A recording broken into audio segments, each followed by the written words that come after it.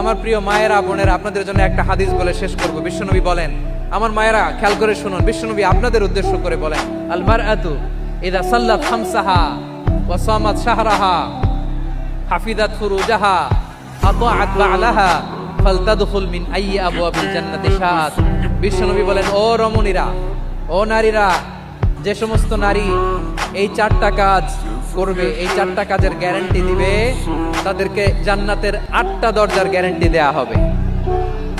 কি চারটা কাজ? 1 নাম্বার, আল মারআতু ইযা সাল্লাত খামসাহা, যে নারী 5 ওয়াক্ত নামাজ পড়ে। কি করে?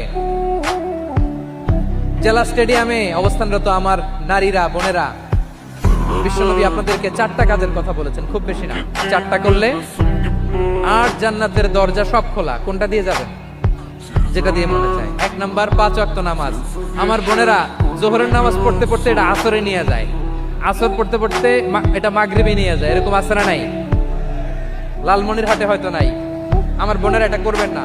ইন্নাস সালাতা কানাত আলাল মুমিনিনা কিতাবাম মাওকুতা, সময় মতো পড়বেন। সামাত শাহরা, রমাদানের রোজাগুলো রাখবেন। হাফিজাত ফুরুজাহা, যে নারী তার চরিত্রকে হেফাজত করে, তার প্রাইভেট হেফাজত করে, তার লজ্জাস্থান হেফাজত করে।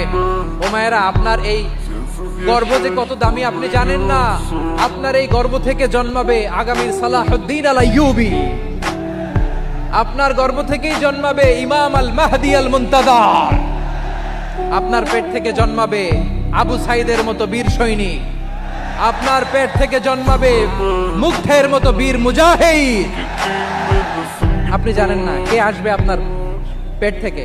সময়টাকে কাজে লাগান, ইসলামকে বুঝেন, মানেন, আমাদের ইসলামিক লেকচারগুলো শোনেন। আমরা যে বার্তাগুলো, ইনস্ট্রাকশনগুলো, দিক নির্দেশনাগুলো আপনাদের খেদমতে রাখি, এগুলো মেনে চলুন। আপনিই পারেন আপনার ঘরটাকে জান্নাতের টুকরা বানাতে। একটা family, it's a very big institution and you are the MD, the managing director of this institution. চিল্লায় বলেন ঠিক কি না?